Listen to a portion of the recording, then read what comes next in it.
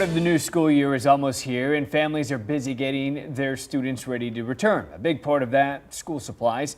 All of those items can really add up, though. KENS 5's Maggie Laughlin has details on how much parents are spending this year and some tips to cut those costs. This is an exciting time for some, but it can also put a financial burden on others. I spoke with LendingTree's credit analyst Matt Schultz about a few tips he has for stressed out shoppers ahead of the school year.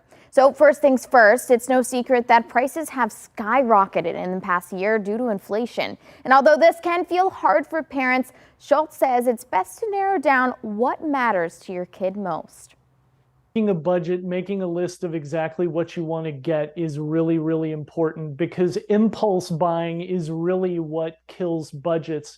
So it's best to go in there knowing exactly what you want rather than just kind of going in, browsing, trying to be inspired.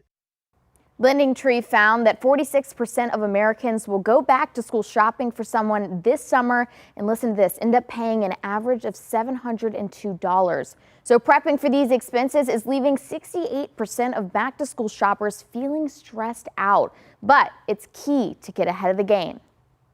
But the earlier you can start, the better off you can be because you can spread out some of those costs. And so if there are any costs that you might be able to wait a little bit on potentially to where you can buy them next month instead of this month, that could work too. But the old advice of shopping around is one of the best pieces of advice that's out there.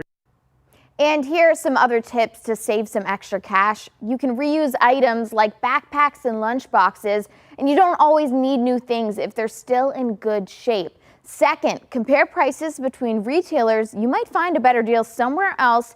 And yes, that includes buying online. And another idea for you, buy in bulk and split the cost with other parents, neighbors, or friends. LendingTree also found that 89% of parents with young children agree that school systems should provide more supplies for students and teachers. So hey, if you can throw a few extra dollars in the hat to buy school supplies for teachers, that won't only help them, but it'll help your kids too. That's a good idea, Maggie. Thank you.